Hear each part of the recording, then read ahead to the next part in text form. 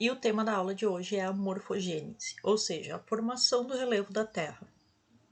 E especificamente hoje a gente vai ver os processos endogenéticos de formação do relevo, que são aqueles relacionados à dinâmica interna da Terra.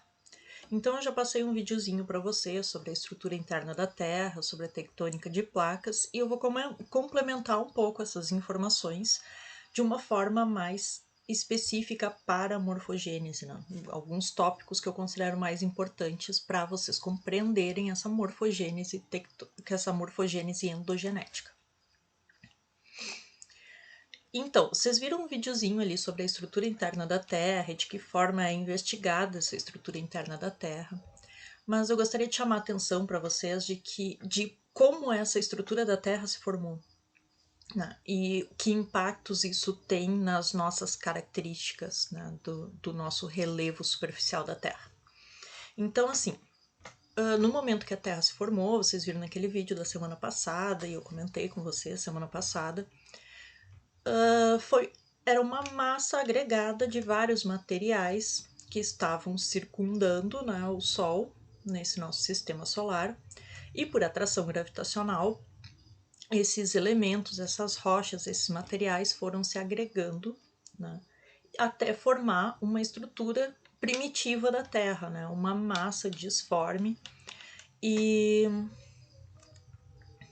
fundida, né, em função da alta temperatura, da pressão, em função dessa atração gravitacional, de reações radioativas, né, que produziam calor. Então, uma série de fatores, né, que envolviam calor e pressão que mantinham esse material fundido. Então, ele estando fundido, ele tem uma certa liberdade de movimento. E o que acontece quando a gente tem vários elementos, liberdade de movimento e uma atração gravitacional agindo, né? Para esse centro gravitacional foram se acumulando aqueles elementos que eram mais pesados, que eram mais densos. Então, a parte central, próxima ao centro gravitacional, ficou rica em ferro, né? E níquel, principalmente. Então, aqui no núcleo interno e externo da Terra, né, essa área do núcleo da Terra, principalmente ferro, porque 1/3 daquele material primitivo que foi agregado para formar a Terra era composto por ferro, né? E por ele ser mais denso, ele foi se acumulando junto a esse centro gravitacional. Então ele formou o núcleo juntamente com o níquel, né? E outros elementos, metais incomuns, mais pesados também, como ouro, prata, platina, paládio, tungstênio. Então, vários metais pesados, né, embora sejam mais raros, estão associados lá ao ferro e ao níquel nesse núcleo terrestre. Né? A pressão nessa zona central, junto ao centro gravitacional, é tão elevada que não chega a fundir esse material. Então, o núcleo interno se torna sólido em função da pressão a que está submetido. Quanto maior a pressão, maior a temperatura necessária para a fusão. Então, ele não alcança uma temperatura suficiente, apesar das altas temperaturas que existem no núcleo interno, que chegam próximas à temperatura da superfície do Sol, né, 5.500 graus Celsius. Apesar dessas altas temperaturas, em função da alta pressão, não é o suficiente para fundir esse material. Então, naquela zona de alta pressão, que é o centro gravitacional, o núcleo é sólido. Né? E aí, mais próximo, mais afastado do centro gravitacional, que a pressão é um pouco menor, esse núcleo, né, com a mesma composição, mas está na forma líquida. Então, esse núcleo na forma líquida, ele se movimenta em torno daquela bola de metal, que é o núcleo sólido. E essa relação, esse movimento do núcleo externo metálico em torno do núcleo interno sólido, né, ele gera o campo magnético terrestre. Só para vocês terem uma ideia, né, apenas o núcleo interno, essa bola de metal que existe no centro do planeta, ela é praticamente do tamanho da Lua, né, ela chega a 70% do tamanho da Lua. Então, na zona mais próxima ao centro gravitacional se acumularam os metais mais pesados disponíveis.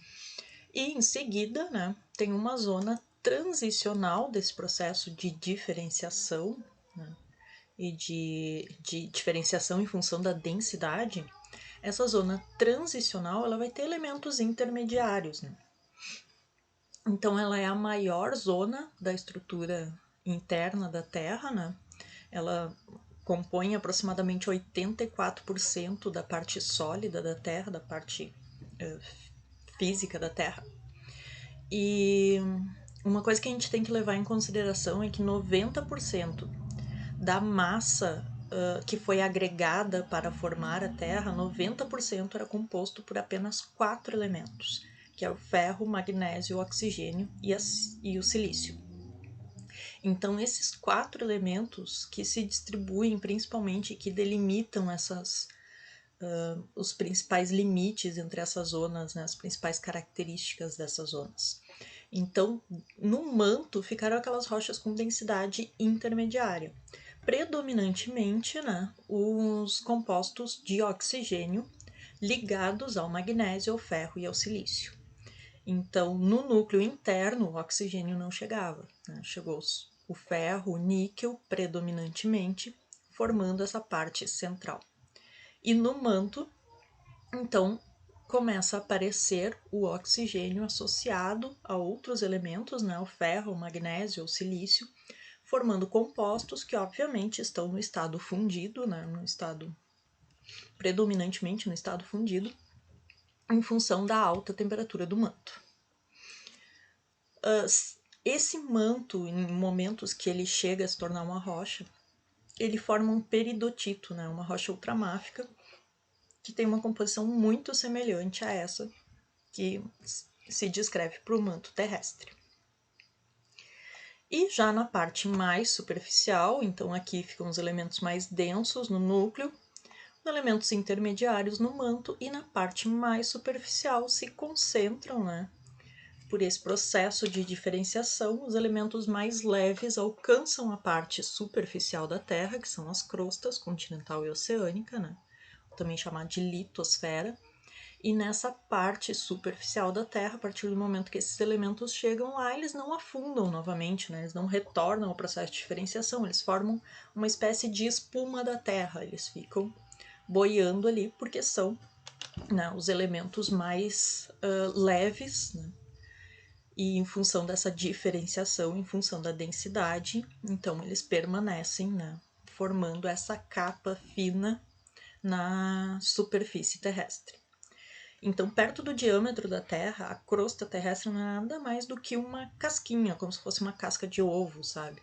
Embora seja muito mais irregular do que uma casca de ovo. E essa crosta ela é resultante, então, desses sólidos menos densos da diferenciação que chegam à superfície, solidificam e formam rochas. Tá? Dominantemente na crosta ocorrem silício e oxigênio, que são os elementos mais leves. Naquela massa agregada inicialmente, obviamente, tinha também hidrogênio, nitrogênio, água e vários outros elementos, principalmente gasosos, né, carbono e tudo mais, que por serem mais leves, eles acabaram nesse processo de diferenciação formando a atmosfera terrestre. Né? Então tem ainda mais uma camada ali desses gases que circundam a Terra também em função dessa atração gravitacional, também em função dessa diferenciação de densidade, né? E essa camada, né, da atmosfera ela é responsável por toda a dinâmica do clima, que também interage, né, com essa crosta, né? Então essa crosta terrestre ela fica no limite entre os elementos internos, né, a dinâmica interna terrestre e aquela dinâmica externa que é essa da atmosfera. E essa crosta, né, a crosta terrestre, ela pode ser diferenciada em crosta continental e crosta oceânica. Qual é a principal diferença delas, tá? A crosta oceânica, ela é formada por rochas mais densas e por isso elas são mais pesadas e se acomodam sobre o manto, né? Que o manto é maleável, então elas se acomodam mais para baixo. Estando mais para baixo, né, em função da gravidade, quando a água escorre, ela vai preencher esses lugares mais baixos. Então acaba formando essas grandes bacias oceânicas. enquanto os continentes eles já são aquelas rochas que passaram por um processo de diferenciação em função da densidade mais intenso e formaram rochas predominantemente de sílica e oxigênio, formando esses elementos mais leves. Esses elementos mais leves são chamados de, por alguns autores, são chamados de espuma da Terra, porque é isso que eles são. Em função dessa baixa densidade, eles ficam boiando na superfície como se fosse uma espuma, né? Uma espuma boiando num balde de água, alguma coisa assim, numa bacia. Então, essas rochas mais leves, elas passaram por um processo de diferenciação mais agressivo ainda e ficaram ali, então, esses elementos mais leves, ricos em sílica, magnésio, oxigênio, né? Então, eles têm uma composição muito menos densa e por isso eles tendem a ficar mais altos. O que vocês podem imaginar com relação a essa crosta oceânica e as crostas continentais? Dá para fazer uma analogia assim, ó, pensando, se um manto fosse um colchão de ar ou um colchão de água, né?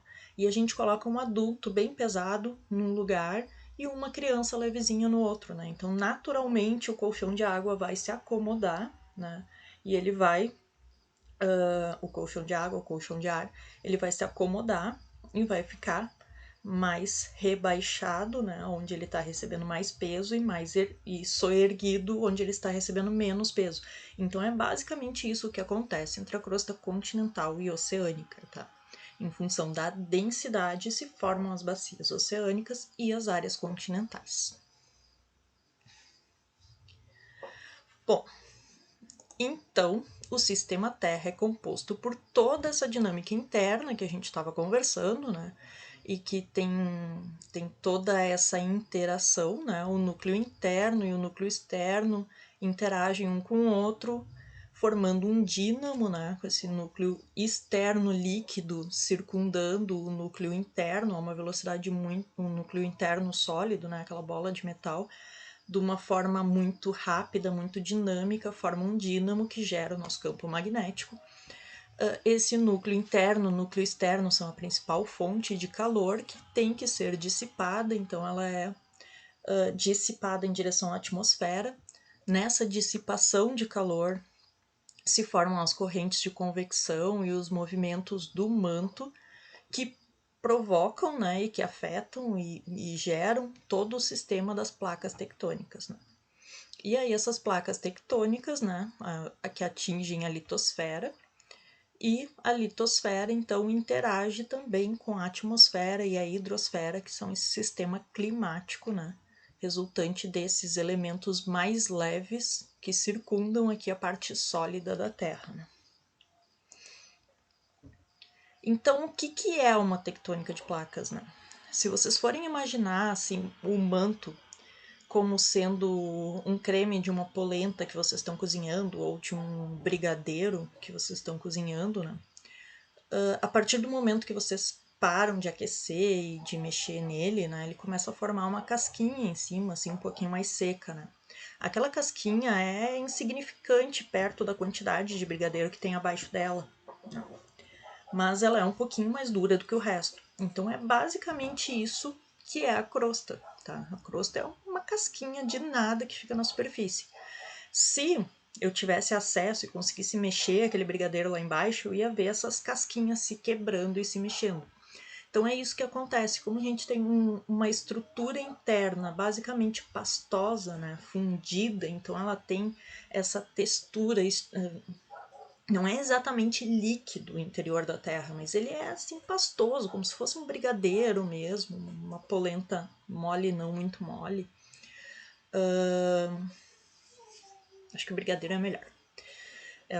Ele é pastoso, assim como um brigadeiro, né? Então, essa casquinha frágil com aquele movimento interno, né, provocado por essa dissipação de calor que forma as correntes de convecção e tudo mais, né? Essas casquinhas, essa casca da Terra, essa parte endurecida da superfície da Terra, ela é tão frágil, ela é tão fininha e tão frágil que ela acaba se quebrando. Né?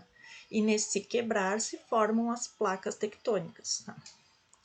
Então, essa superfície da Terra, essa casquinha quebrada, né, ela vai se movendo, né, de forma independente de acordo com a dinâmica terrestre, né? Não só a dinâmica do manto, mas a própria interação entre as placas. Então tem vários fatores que vão provocando esses movimentos. Em determinados momentos, toda aquela crosta continental se une, então forma uma situação como essa do Pangaea, né? Que é o inicial desse videozinho, dessa animação aqui.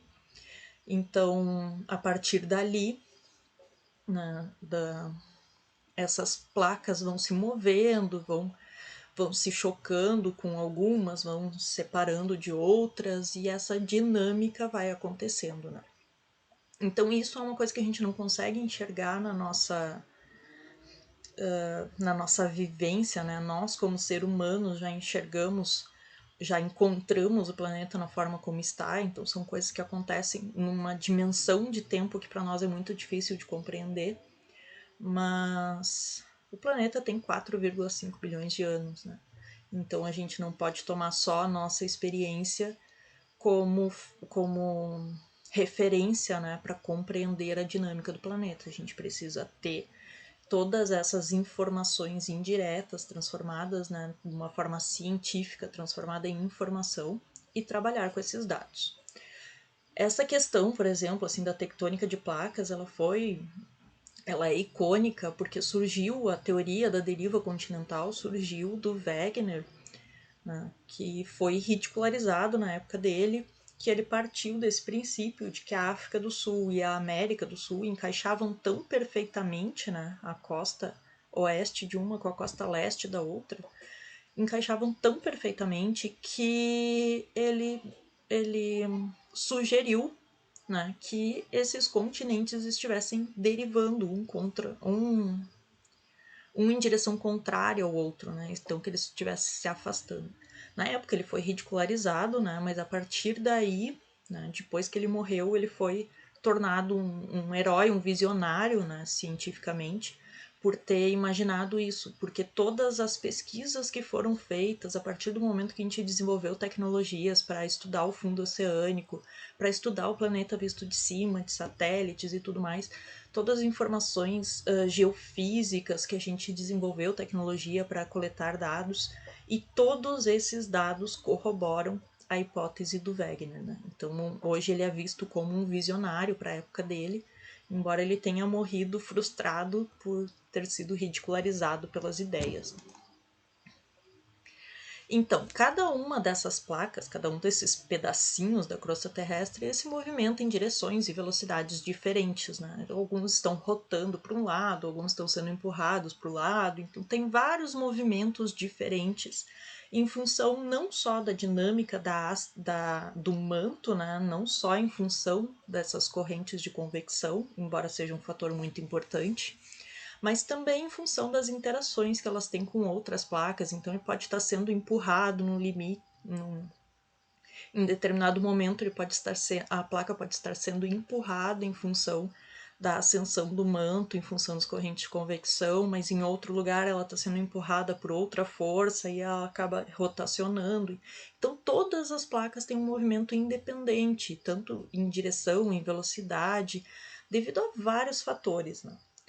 Então isso acaba provocando que os limites dessas placas acabam tendo as interações mais diversas. Então uma mesma placa, dependendo de qual dos limites dela, né, vai ter interações diferentes. Então vamos começar do início, né? Uma placa tectônica em movimento, ela é composta não só pela parte sólida, mas a parte sólida e a parte superior do manto. Então tem uma parte dúctil, né, uma parte dessas pastosas, que são carregadas junto com as placas tectônicas, junto com a crosta continental e a crosta oceânica. Né? Tem uma descontinuidade dentro do manto ali, que é a descontinuidade de morro, se eu não me engano, que funciona como uma esteira, assim, funciona como se fosse um lubrificante para o movimento dessas placas, né, sobre essa descontinuidade. Então, dependendo da condição, vamos continuar aqui nessa imagem, nos locais onde as correntes de convecção do manto, essas correntes para dispersar o calor, que movimentam para dispersar o calor, elas movimentam a matéria também. Essas correntes de convecção, onde elas estão ascendendo, elas vão chegar próximas à superfície e vão abrir, né? Uma vai correr para um lado, outra vai correr para o outro. E sendo assim, né, esse movimento vai carregar essa placa para um lado e essa placa para o outro, né? Então, se aqui eu tiver uma corrente de convecção ascendente, né, uma vai empurrar para lá, a outra vai empurrar para cá. E aqui vai ficar um vão, né? Esse vão, esse buraco, né, vai ser preenchido pelas rochas do manto, né, pelo próprio manto. Então, o material do manto sobe nessas áreas. E aí, aquilo que eu estava falando, se existe uma diferenciação em função da densidade e o manto, né, é rico em ferro, magnésio, oxigênio, é mais pesado, né, mais denso do que as rochas continentais, que são ricas em silício e oxigênio. Então, a partir do momento que esse manto acende na superfície e forma uma rocha, essa rocha é mais pesada e naturalmente vai, né, conforme ela vai resfriando, ela vai se acomodar e vai tender a formar bacias, né, locais mais baixos do que as áreas continentais. Né?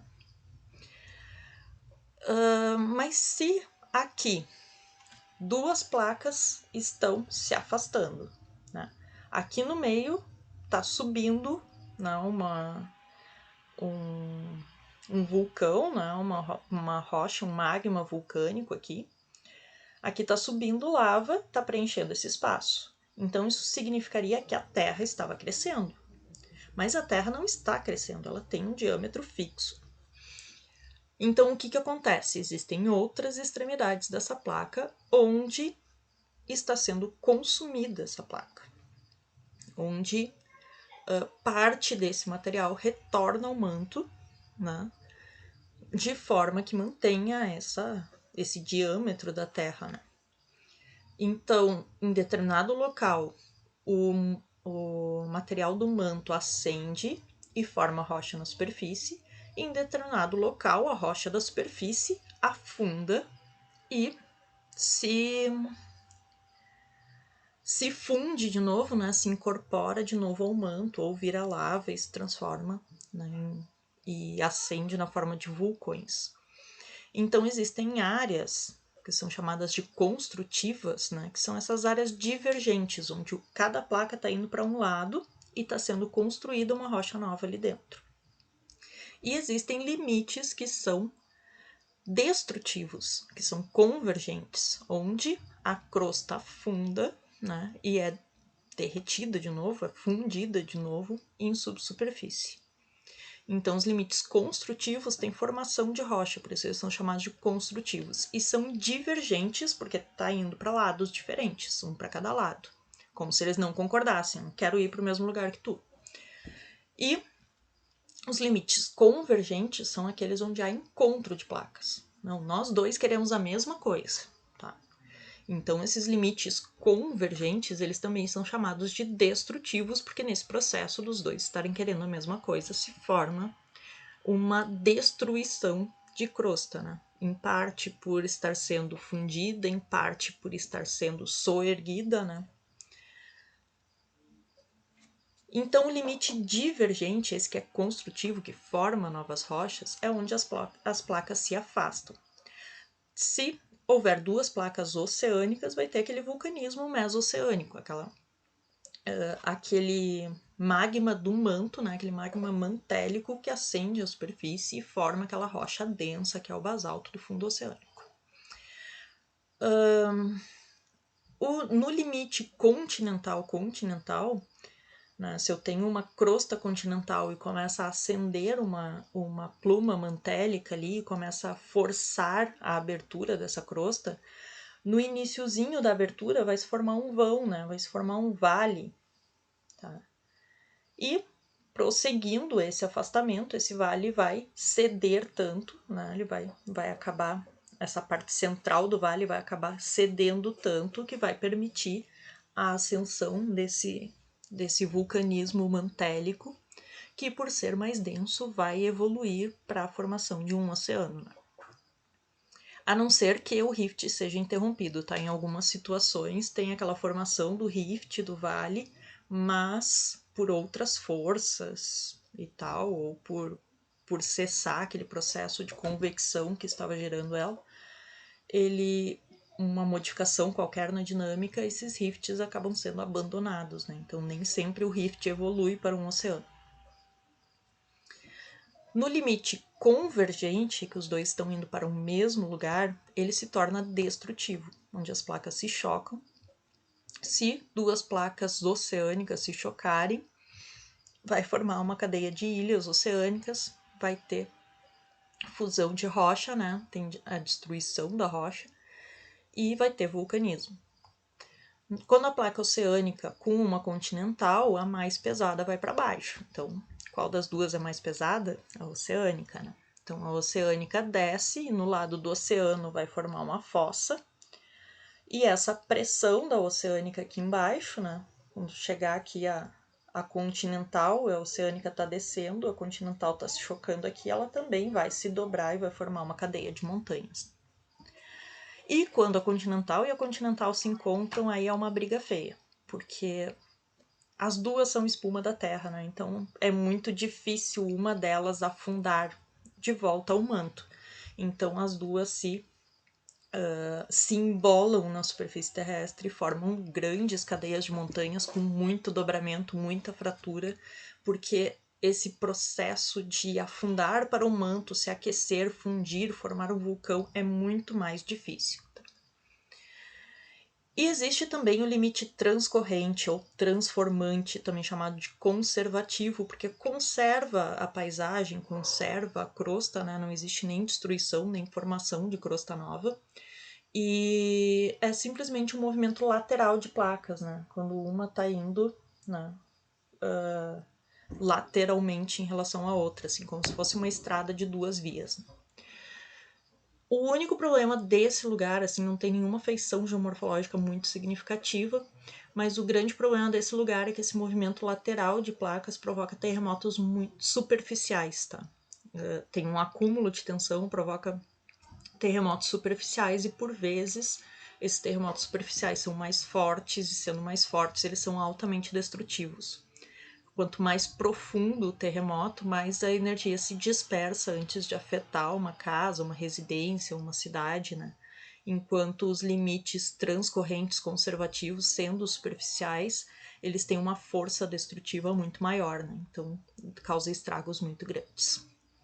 E quando esses limites transcorrentes também ocorrem em fundo oceânico, né? O movimento tectônico dessa falha transcorrente, né, essas liberações de tensão que provocariam os terremotos nos continentes, esse terremoto subaquático, ele é convertido em grandes ondas e essas ondas geram tsunamis, né?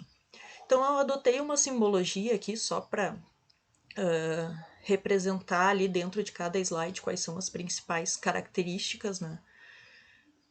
A gente vai ver em detalhe aqui cada um desses ambientes, cada um desses limites, né, e qual é a paisagem formada nesses locais.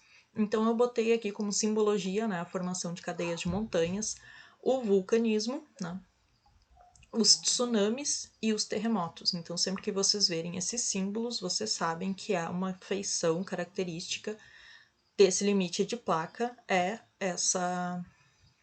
esse processo, tá? Então vamos começar pelo limite divergente. Divergente estão indo para lados diferentes. Se estão indo para lados diferentes, está se formando um vão no meio, tá? Então, esse vão pode formar um vale, né? Aqui está exemplificando esse processo numa crosta continental. Então, se tem uma corrente de convecção aqui, ela vai causar um estiramento da crosta, ela vai começar a se rachar, se partir, até que por fim vai formar um vale, né? Esse vale a princípio pode não ser preenchido por água, né? Isso vai depender muito da evolução desse vale, né? Se vai ter muito vulcanismo associado, se esse vulcanismo vai rebaixar o terreno, se vai ter bastante falhamento para rebaixar o terreno e formar uma crosta oceânica, e aí sim essa crosta oceânica começa a pesar e formar um oceano de verdade, digamos assim. Então, isso aqui é bem típico, quando dessa separação de duas crostas, o terreno vai cedendo, e ele vai cedendo com essas abinhas, bem como está desenhado aqui, essas abinhas aqui do lado. Depois eu vou mostrar uma foto do Vale do Rift lá na África, que é uma situação dessas, né? Só não tem água dentro, mas ele tem... As bordas do vale são exatamente nessa orientação aqui, mostrando bem essa característica. Então, pode evoluir então para um oceano primitivo, um oceano bem formado, com uma cadeia oceânica, né? Uma cadeia vulcânica meso-oceânica. Meso-oceânica porque fica bem no meio do oceano. Se forma rocha, se formou rocha ali no meio, né? Tem um vulcanismo alinhado ali, formou rocha ali no meio. Daqui a pouco sobe mais magma, ele racha aquela rocha formada anteriormente no meio, empurra um pouquinho para cada lado e entra ali. Então, continua o movimento divergente, empurra um pouquinho para cada lado e entra uma rocha nova. Então, sempre aquela rocha está se separando, né? Então, formou primeiro os dois aqui, daí esses dois se separam, formam mais um, aí eles se separam, entra mais um e assim vai indo. Tá? Então, até a cadeia mesoceânica, eles são gêmeos, né? São idênticos de um lado e do outro, dessa cadeia mesoceânica. Então, nesses locais sempre se formam cadeias de vulcões, tá? Cadeias vulcânicas alinhadas. Se tiver vulcanismo suficiente, essas rochas afundam no manto, então aquela acomodação em função da densidade vai formar lugares mais baixos que naturalmente vão ser receptáculos para a água e vão se tornar oceanos, né? Então a característica principal desse ambiente é o vulcanismo. Tá? Tem alguma coisa de terremoto associado, principalmente nessa fase aqui, mas terremotos não são muito intensos e não são tão representativos. Assim, o que tem mesmo nessas áreas é o vulcanismo associado. Tá? E esse vulcanismo é o vulcanismo mantélico. Tá subindo magma do manto, então magma predominantemente ferro-magnésio, que vai formar essa rocha densa do fundo oceânico. Então aqui tem um exemplo, né, de um limite divergente oceânico, né? Tem a representação aqui de um fundo oceânico, o relevo do fundo oceânico, dá para ver aqui, ó, o eixo principal dessa cadeia de vulcanismo, né, dessa cadeia de vulcões aqui que parte, né, o oceano. Essas falhas aqui, esses risquinhos aqui são normais, tá? Porque a placa não consegue se mover inteira de uma forma sincronizada, tá? Então vai ter vulcanismo, um bloco vai se afastar, daí em outra região vai ter vulcanismo, outro bloco vai se afastar, então é normal ter esses riscadinhos aqui, essas falhas transcorrentes associadas à cadeia mesoceânica, né? Mas essa parte aqui mais elevada é o que marca, né, onde está o vulcanismo ativo. Está bem representado aqui também, ó, o magma está subindo por aqui, preenchendo esse espaço.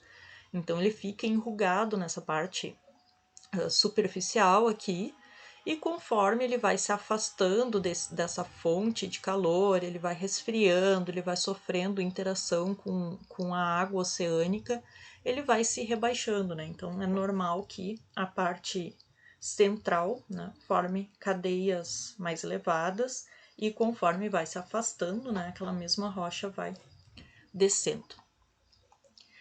Essas feições ficam no fundo do oceano, então não é uma coisa muito fácil de observar. Mas no Atlântico, né, a cadeia mesoceânica atlântica, ela corta a ilha da Islândia.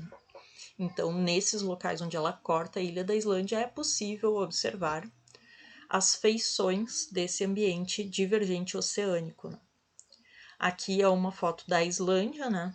São vulcões, eles não estão ativos nesse momento, mas aqui são os dois eixos desse vulcanismo que estão se afastando, né? Em determinado momento virá um novo vulcanismo preencher esse espaço. E aqui é o vulcanismo ativo. Ó. Então esse é o vulcanismo fissural que eles chamam, não é um cone vulcânico. É um vulcanismo que se estende por que segue um alinhamento, né? Ele se estende por uma linha de atuação. Esse vulcanismo, em geral, ele não tem muita fumaça, ele não tem muitas cinzas associadas, ele não é explosivo, como os vulcões mais famosos que existem por aí, né? Então é um vulcanismo mais suave, embora tenha os gases associados e tudo mais. Mas ele não é explosivo, assim, ele não é muito agressivo. E aqui o exemplo do limite divergente numa área continental. Então, como eu disse antes, né, a ascensão do magma vai afastar as crostas, afastando as crostas vai gerar um buraco, né? E esse buraco vai cedendo, cedendo, cedendo até ingressar algum vulcanismo, alguma coisa para preencher aquele espaço, né? Então essa bacia aqui vai crescendo. Infelizmente ficou cortada aqui a imagem, né? Mas a borda aqui desse Vale do Rift é exatamente como essas bordas que aparecem aqui, né? Então vocês podem procurar também na internet algumas imagens do Vale do Rift, que é aqui nessa região aqui da África, né? E aqui eles têm essa situação, né? A crosta afinada, ou seja, por causa desse processo de estiramento, afastamento, ali já está uma crosta muito fina, já tem bastante basalto associado nessa região aqui. E, né, é possível que evolua futuramente para um oceano, mas isso não ocorre numa escala que a gente possa observar, né? Então, essa questão de se isso aqui, essa crosta afinada aqui, onde está ocorrendo o rift da África, esse vulcanismo associado aqui, se ele vai permanecer agindo, se ele vai evoluir e formar efetivamente um oceano que vai cortar a África aqui, isso só o tempo vai dizer e a gente não vai conseguir ver, tá? Mas o que a gente observa aqui é um processo de formação de um rift, né, em função desse limite divergente continental. Ele pode não evoluir para um oceano porque há outras pressões agindo sobre a placa africana que podem impedir esse afastamento aqui, podem ser mais fortes do que esse limite divergente aqui, tá? Então, existem muitos fatores envolvidos que podem ou não fazer com que essa porção aqui da África se torne um oceano. Aí chegamos no limite convergente, tá? Então, o divergente é aquele onde há afastamento da placa. O convergente é onde as duas se encontram. Então, no divergente, a placa se afasta e forma um vulcanismo. É preenchido, né? Esse espaço é preenchido por um vulcanismo formando novas rochas. Então, construtivo. O convergente é onde duas placas se encontram. Então, tem uma disputa pelo espaço. Então, nessa disputa pelo espaço, uma placa é empurrada em direção à outra, a tendência de uma placa afundar em direção ao manto, né? Perder essa disputa pelo espaço e afundar em direção ao manto, então ser reincorporada ao manto, ser fundida novamente e formar magma e vulcões novamente. E nesses locais a tendência do vulcanismo explosivo, né? Aquele vulcanismo com cinzas, mais agressivo, que forma grandes cogumelos, grandes nuvens de cinza que atingem alturas significativas, que se espalham por áreas significativas, né? Então, o que vai acontecer nesse limite convergente depende muito, né, de quais são as placas que estão interagindo, tá? Mas sempre tem terremotos, sempre tem vulcanismo, sempre tem soerguimento de montanhas, tá? Só em alguns locais tem mais ou menos de alguns desses. Então, quando duas placas oceânicas se encontram, tá? Então eu tenho uma placa oceânica e outra aqui, deixa eu tirar a minha... Porque essa animação aqui, ó, eu tenho uma crosta oceânica que encontrou outra crosta oceânica, tá? Que já tá um estágio mais evoluído. Mas essa crosta oceânica, quando encontrou a outra crosta oceânica, as duas tiveram uma disputa ali, né? A que era mais densa, que normalmente é a mais antiga, né? A que era mais densa, acaba entrando por baixo da outra. E a outra se enruga, né? Forma uma elevação do terreno aqui. Essa aqui afunda.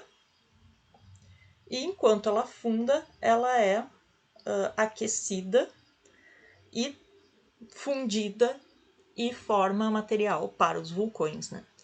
Então, sempre que eu tenho colisão de duas placas oceânicas, se forma um arco de ilhas. E normalmente elas têm esse formato de vírgula aqui. Então, por isso que eles chamam de arco de ilhas, né? É frequente que eles tenham esse formato de vírgula, assim, de arco, né? O que acontece? Essa crosta oceânica aqui, que está sendo empurrada para o fundo do mar, ela também está cheia de sedimentos em cima dela, né? Todos os sedimentos marinhos, a umidade do mar, sedimentos, organismos que morreram e se decomporam ali em cima dele, algas, todo esse material, né? O calcário, todo esse material que está ali, né, em cima dessa crosta vai ser empurrado, né, para o fundo oceânico junto. Sendo empurrado para o fundo oceânico junto aqui, quando ele é fundido, né, nessa porção aqui, esses materiais oceânicos eles acabam formando cinzas, gases vulcânicos em um volume muito maior, né? Os gases num volume muito maior do que num vulcanismo divergente, por exemplo. Então, esses gases, esse alto volume de gases, ele tende a fazer muito mais pressão para sair. E quando ele faz muito mais pressão para sair, ali as rochas estão comprimidas, ele está fazendo pressão para sair, a tendência é que saia numa explosão, né? Um vulcanismo explosivo com muita cinza, com muito vapor da água, né? Então, é em função desses sedimentos da crosta oceânica aqui que esse vulcanismo se torna explosivo. Então, tem uma formação de uma cadeia de montanhas aqui, né? Tem o vulcanismo associado e a parte aqui da rocha que desce vai formar uma fossa, né? Onde uma placa está descendo, forma um buraco, né? Esse espaço entre as duas placas aqui, né? Vai formar esse buraco aqui. Enquanto essa parte aqui, a que ficou para cima, vai se soerguer um pouco. Então, sempre tem uma fossa oceânica associada a um arco de ilhas, tá? E outra coisa bem característica daqui são os terremotos. E ocorrem terremotos nas duas placas que estão sendo comprimidas. Então, ocorrem terremotos aqui no arco de ilhas, ocorrem terremotos profundos aqui nessa fricção entre essas duas crostas, né? E ocorrem terremotos aqui, né, junto a essa fossa. Esses terremotos aqui, os terremotos mais superficiais e na crosta oceânica, eles são os mais... eles têm o potencial de empurrar grandes volumes de água, né, em função do terremoto, movimentando grandes volumes de água, formar grandes ondas que formam tsunamis, né? Então, regiões como essas, fossa, tem arco de ilha, tem vulcanismo e tem tsunamis associados, né? É o caso do Japão, que está exemplificado aqui, é o caso da Nova Zelândia e uma série de outros, né, exemplos, principalmente ali nas ilhas do Pacífico. Quando duas crostas continentais se encontram, é aquele problema que eu falei antes, né? Nenhuma das duas quer descer, nenhuma das duas consegue descer muito bem. Então elas meio que se acavalam muito mais, elas se amarrotam muito mais, né? Então, inevitavelmente, uma placa desce, só que ela não desce com a mesma facilidade, digamos assim, que uma crosta oceânica, que tem uma composição muito mais parecida com a do manto, né? Então, nessas situações, são formados, assim, tem muito dobramento, muita fratura. Vocês podem ver aqui o movimento da colisão, como as rochas se embolam, se amarrotam, né? Isso é todo um dobramento de rochas, toda uma formação dessa cadeia de montanhas que é muito intensa, né? Então, nessa colisão, aqui é o caso da placa indiana com a placa da Índia com a placa asiática, né? E aí tem essa formação aqui de uma área mais baixa, né? A Índia continuou como uma área mais baixa, formou uma área muito elevada, que é o platô do Tibete, uma área muito extensa e muito elevada, e uma linha, né? A linha que marca a colisão aqui, que é a cordilheira do Himalaia, né? Que alcança alturas muito expressivas. Aqui tem uma imagem satélite, mostrando aqui embaixo, agora eu vou inverter, mostrando aqui embaixo. Então, essa planície do Tibete, né, que tem a planície da Índia, desculpa, que tem os grandes rios deles aqui, o rio Ganges, né, que aqui limitados, né, por essa cordilheira, onde tem as maiores elevações alcançadas na crosta terrestre, e logo após a cordilheira, toda essa área elevada, né, da placa asiática, né. Então, em função dessa placa indiana tentar descer embaixo da placa asiática, né, porque ela foi forçada a isso, mas ela sendo uma espuma da terra, ela não se incorporando tão bem no manto, então ela faz com que toda aquela área se soerga, porque ela não consegue afundar tão bem, entende? Então se formam expressões do relevo elevadíssimas, assim, muito altas. Nessas regiões ocorre muito terremoto, né? Ocorre formação de cadeias de montanhas muito expressivas, né? E o vulcanismo ocorre um vulcanismo associado, mas ele não é tão intenso assim. Então aqui essa situação da colisão da Índia formando o platô do Tibete aqui, que é uma área bem elevada logo atrás. Quando uma placa oceânica encontra uma continental, aí não, a placa oceânica não tem nem chance, né? A placa continental é mais leve, ela vai ficar em cima. A oceânica chegou ali e já foi para baixo, tá? Ele não tem o que discutir, porque a placa oceânica é muito mais densa do que a crosta oceânica é muito mais densa do que a crosta continental, né? Então, de novo, acontece aquela mesma situação, né? De quando a crosta oceânica, que ela afunda, ela carrega os sedimentos marinhos junto, tudo isso é derretido junto, então forma um volume de lava com gases associados e a tendência a formar vulcanismos explosivos com formação de nuvens de cinza e tudo mais, tá?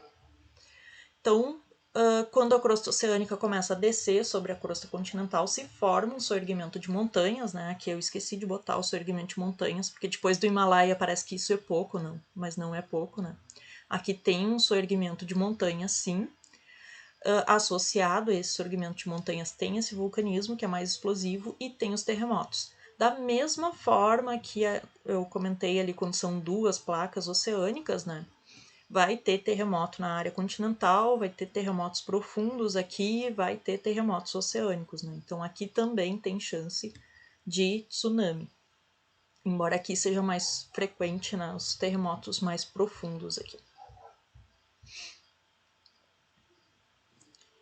E já o limite transformante, ele não tem grande significância na formação do relevo, né? Ele só tem importância no planejamento urbano, talvez, alguma coisa assim. Planejamento das áreas costeiras ou as áreas próximas a ele. O limite transformante, ele não é um grande formador do relevo, então ele é chamado de transformante ou de conservativo, porque ele não modifica o relevo, ele conserva o relevo, né?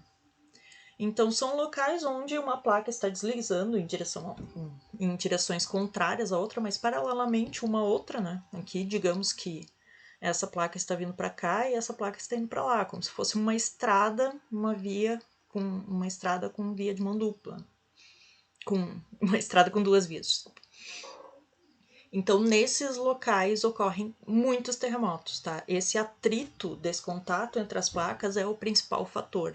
Então, esses terremotos são superficiais e, sendo superficiais, se eles alcançam uma intensidade maior, assim, se tem um acúmulo de tensão maior, alcançam uma intensidade maior, eles são extremamente destrutivos, né? Porque as ondas superficiais são aquelas que provocam mais destruição, né? Que são mais sentidas pela comunidade. Então, um exemplo aqui, essa foto aqui é um trecho da falha de San Andreas, né, que aparece nos Estados Unidos. Essa falha de San Andreas, um dos movimentos dela foi, se eu não me engano, foi na década de 30, mas esse aqui é um terremoto muito significativo que teve em São Francisco, né, e foi um dos primeiros que foi filmado, assim, que teve todos os destroços filmados, e por isso foi marcante assim, para toda a população mundial de ter sido divulgado todo esse estrago, né, que aquele terremoto causou na cidade, praticamente destruiu a cidade inteira. E dá para ver aqui as ruas deformadas, as casas, os prédios destruídos. Então, são falhas, esses limites transformantes provocam terremotos muito significativos. Se os terremotos ocorrem na superfície, eles são altamente destrutivos, né? Eles modificam muito a paisagem urbana. Se ele ocorre no fundo oceânico, também tendo intensidade, ele vai movimentar um grande volume de água. Esse grande volume de água vai formar uma onda que, chegando à costa, pode formar um tsunami, né? Então, são os dois principais riscos, né? Na verdade, são riscos que estão associados à ocupação dessas áreas. É o risco do próprio terremoto e o risco dos tsunamis em áreas próximas, né, a esses limites transformantes. Então, limite transformante embaixo da água provoca tsunami, e limite transformante, em geral, né, provoca terremotos muito intensos. Então, aí a gente chega na morfogênese. Se a morfogênese é o estudo da origem das formas do relevo da Terra, como eu falei antes. Então, existem muitos processos que interagem, né, e todo o relevo é formado pela interação, pela ação de determinado processo ou pela interação de um processo e outros processos. Então, só analisando a paisagem geral do planeta, a gente já pode dizer, né, que esses processos endogenéticos, esses fenômenos da tectônica, associados à tectônica de placas, à dinâmica interna da Terra, eles são os principais formadores da paisagem do planeta. Tá? Então, as grandes bacias oceânicas, a gente estava vendo, é em função da densidade, ali, da ascensão do magma mantélico, que é mais denso. Sendo mais denso, ele se acomoda mais para baixo, né? Aquele efeito do colchão de ar. E então, nessas áreas mais baixas, são aquelas que tendem a receber toda a água que está sendo atraída em função da gravidade para os locais mais baixos. Né? Então, onde há colisão de placas tectônicas, se formam cadeias de montanhas, se formam fossas, né? Como aqui os arcos de ilhas, ó, que as formas de vírgula que eu falei, né? Por que eles são chamados de arcos de ilhas, né? Que são várias ilhazinhas aqui, todas em forma de arco, né?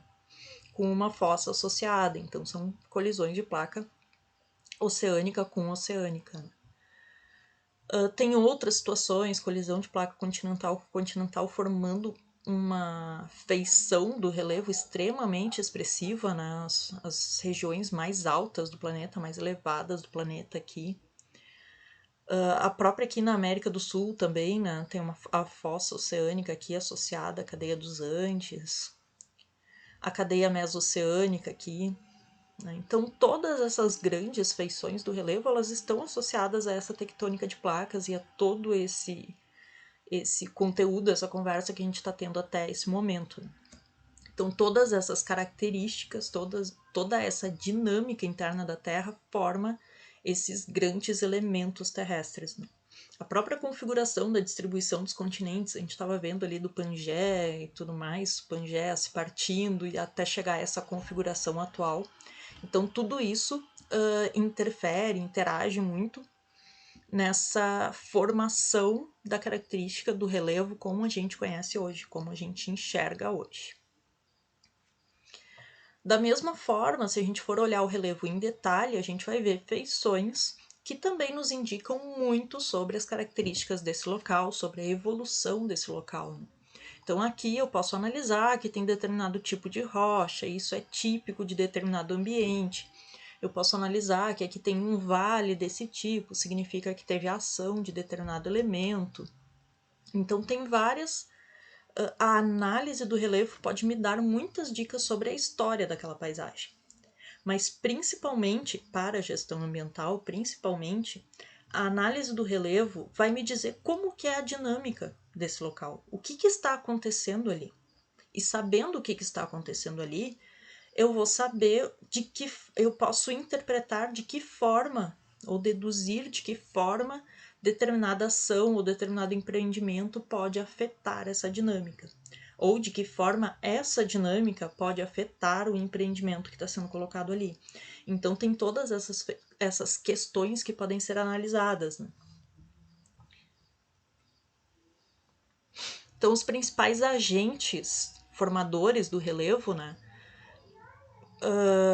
são o sistema geológico, que é toda essa dinâmica que a gente estava vendo até agora, que forma que constrói as formas mais expressivas da paisagem, né? E aí, no contraponto, né, o sistema climático, o sistema biogeográfico, e dentro do sistema biogeográfico a própria ação humana, né, que nós somos modificadores da paisagem e do equilíbrio dessa dinâmica. Nós somos modificadores muito efetivos, né, de toda essa dinâmica. Então é basicamente esses agentes, esses fatores que interferem e que constroem e que modificam a paisagem. Esses processos da morfogênese, né, e esses agentes, eles podem ser separados em dois grupos. Os agentes endogenéticos são aqueles originados pela dinâmica interna da Terra. Então é tudo aquilo que a gente estava vendo até agora, associado ao vulcanismo, surgimento de montanhas, terremotos, então todos aqueles fatores, né, relacionados. Então esses processos endogenéticos, eles vêm do endo, né, que significa de dentro. Então são aqueles originados pela dinâmica interna da Terra e constroem as grandes formas do relevo, né? A gente tem aqui o exemplo nessa figura, né, o vulcanismo, que está ali atrás, ali aquele cone vulcânico, né, está representando um processo endogenético formador do relevo. E, por outro lado, a gente tem os processos exogenéticos, que é o que a gente vai ver na próxima semana. Porque exo significa de fora, né? Então, os processos exogenéticos são aqueles originados do lado de fora do planeta Terra. Que não é do lado de fora do sistema Terra, mas é do lado de fora do planeta Terra. Então, é aquela interação das rochas da superfície terrestre com os agentes da atmosfera, do clima, os agentes biogeográficos, a própria ação do homem, né? Então, são aqueles resultantes dos processos superficiais da Terra. E esses processos, eles destroem predominantemente a paisagem e moldam a superfície terrestre, né? Então, aqui, por exemplo, tem a ação de um rio. Esse rio está arrancando pedaços, né, de rochas, está carregando sedimentos, né, materiais particulados, minerais que ele dissolveu de algumas rochas, e ele está carregando isso, né, para outro local. Então ele está destruindo o relevo. Aqui teve uma construção das rochas e aí veio o rio lá e começou a quebrar tudo e mandar para baixo. Então, os processos exogenéticos, como por exemplo o rio, eles destroem a paisagem. Tá? Eles têm essa tendência de destruir a paisagem. E então esses processos internos, esses endogenéticos, são os grandes formadores de rocha, né? E se não fossem esses processos endogenéticos, ocorreria um aplanamento total da superfície, porque todo esse sistema climático e superficial, ele tende a destruir a superfície. Então, a ação de todas essas forças externas, caso cessasse a tectônica de placas, a ação dessas forças externas destruindo o relevo, destruindo as rochas, ela acabaria com um planeta inteiro coberto por um oceano único, né, sem áreas continentais, cobertos por um oceano único, com aproximadamente, pelas estimativas, 2,5 km de profundidade. Tá? Então, esses processos endogenéticos são os responsáveis por a gente ter áreas continentais para viver. Tá? E eles estão relacionados a essa dinâmica interna da Terra e aos processos da tectônica de placas. E aí a gente vai ver quais são os principais processos endogenéticos, né? Estão associados à tectônica de placas, associados a essa geodinâmica interna, né, terrestre, e geram as formas mais expressivas, mas isso leva milhões, bilhões de anos às vezes. Então, um dos principais processos é a orogenia. A orogenia não é nada mais, nada menos do que a formação de montanhas, tá? Só que existe a orogenia e a epirogenia. Os dois estão relacionados a essa formação de montanhas, só que a orogenia são aqueles grandes cinturões de montanhas que estão associados aos limites de placas, né? Então, onde ocorre muito dobramento, muito fraturamento de rochas, né? Lembrem daquela imagenzinha lá da placa indiana colidindo com a asiática, né? Todo aquele nó que as rochas dão lá. Então, ele ocorre principalmente nesses limites convergentes de placa. Enquanto a epirogenia é um processo interno da placa. Tá? Algumas acomodações por causa das tensões que a placa sofre, né, de estar sendo puxada de um lado, empurrada do outro, girada do outro. Então, essas tensões dos limites, às vezes são refletidas no interior da placa. E o interior da placa faz algum ajuste. Aí ele sobe um pouquinho aqui, desce um pouquinho ali, então forma uma bacia ou forma uma cadeia de montanhas. Então, essa epirogenia, ela não está relacionada à tectônica de placas diretamente, né? Ela não está relacionada a limite de placa.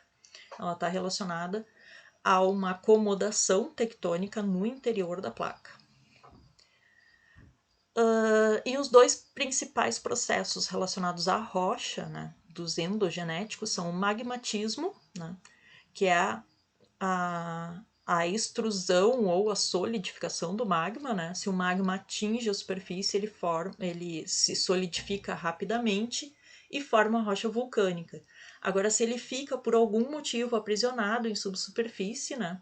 Ele se solidifica lentamente, então ele consegue formar cristais grandes e aí forma essas rochas magmáticas, como por exemplo o granito. E em algumas situações, né? A gente pode ter tanto dobramento e tanta tensão, né? Tanta temperatura, aumento de pressão e todos esses fatores associados principalmente à colisão das placas, né? Embora também ocorra um pouco com menor intensidade nos limites transcorrentes, né? Mas principalmente nesse processo de orogenia acaba acontecendo o metamorfismo, que é a modificação de rochas pré-existentes, né? Então, por exemplo, um granito vai ter os seus minerais transformados, né, para adaptados a uma temperatura mais elevada, e em função da pressão dos dobramentos, esses minerais vão estar estirados, né, não em forma de mineraizinhos grandes, cristalzinhos, mas minerais mais deformados, né, em função dessa temperatura e dessa pressão que está sendo exercida sobre essas rochas. Então, o magmatismo é a solidificação da lava e o metamorfismo é essa deformação, né, da rocha em função dessa ação da pressão e da tectônica. Então, aqui só detalhando um pouco mais essa diferença da orogenia e da epirogenia, né? Aqui, ó, vocês podem ver com maior detalhe, né? A Cordilheira dos Andes aqui está associada a uma fossa, né? Eles não representaram aqui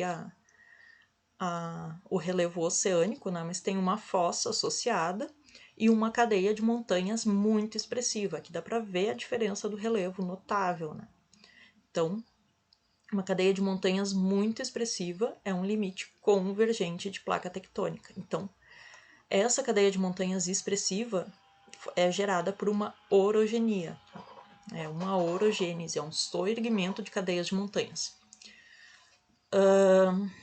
Enquanto isso, né, do outro lado aqui a gente tem uma formação de uma cadeia de montanhas, nesse sudeste sul aqui do Brasil, também alinhado, mas não aqui está alinhado ao Pacífico, né, aqui alinhado aproximadamente à costa brasileira, no Oceano Atlântico. E essa cadeia de montanhas é muito menos expressiva do que essa cadeia, né, do limite de placa. Só que essa cadeia também é recente. E o limite de placa aqui associado, ele está lá no meio do oceano, né? Então, ele não está associado ao limite de placa. Ele é uma acomodação interna, né, em função dessas pressões de aqui está sendo empurrado para cá, aqui está sendo empurrado para lá, e todas essas ações no entorno da placa acabam gerando algumas tensões internas e as tensões internas geram acomodações. Então, a epirogenia é uma acomodação. Tá? Essa acomodação ela pode subir um pouquinho aqui, descer um pouquinho ali para tentar se ajustar e liberar essa tensão, né? Então, é aquela ajeitadinha na cadeira que a gente dá para relaxar, assim, depois de estar muito tempo fazendo a mesma coisa. Então, essa Serra do Mar aqui, ela se ergueu por uma ação epirogenética, né? Ela está no meio da placa tectônica, mas teve um soerguimento. Da mesma forma que a região do Pantanal, por exemplo, é uma epirogenia, só que aí é aquela acomodadinha para baixo, né? Aquela formação de bacia, né? Que os dois estão associados, ergue um lugar, abaixa o outro, né? Uma acomodação. E da mesma forma, né, o magmatismo e o vulcanismo estão associados a esse processo da lava, né, da fusão da rocha ou do soerguimento da rocha, do magma mantélico, né, para formar uma dorsal mesoceânica, uma cadeia mesoceânica, ou uma crosta fundida, derretida após ser, né, afundada de volta ao manto, né, ser subductada. E caso alcance a superfície, então se forma rochas vulcânicas, né? E se esse magma, por qualquer motivo, ficar aprisionado lá nas rochas, né, não conseguir ascender até a superfície, ele vai resfriar de uma forma mais lenta, de uma forma mais gradual, permitindo a formação de cristais maiores e vai formar uma rocha magmática, como o granito, né? Então, uma rocha vulcânica, como o basalto, que existe aqui em toda a região da Serra, né? Ela foi resfriada rapidamente, então ela tem cristais, minerais muito pequenos, né? Que mal e mal podem ser vistos a olho nu, né? Com alguma lupa, alguma coisa. Enquanto no granito os cristais são bem nítidos, bem identificáveis. Então agora, gente, vai ser aquele momento para testar, né, os conhecimentos, testar o que vocês aprenderam ao longo dessa aula. Vai ser um questionáriozinho breve aí que vai estar disponível para vocês.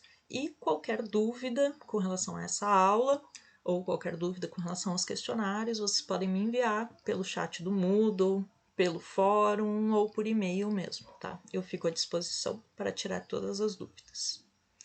Um abraço e bom trabalho!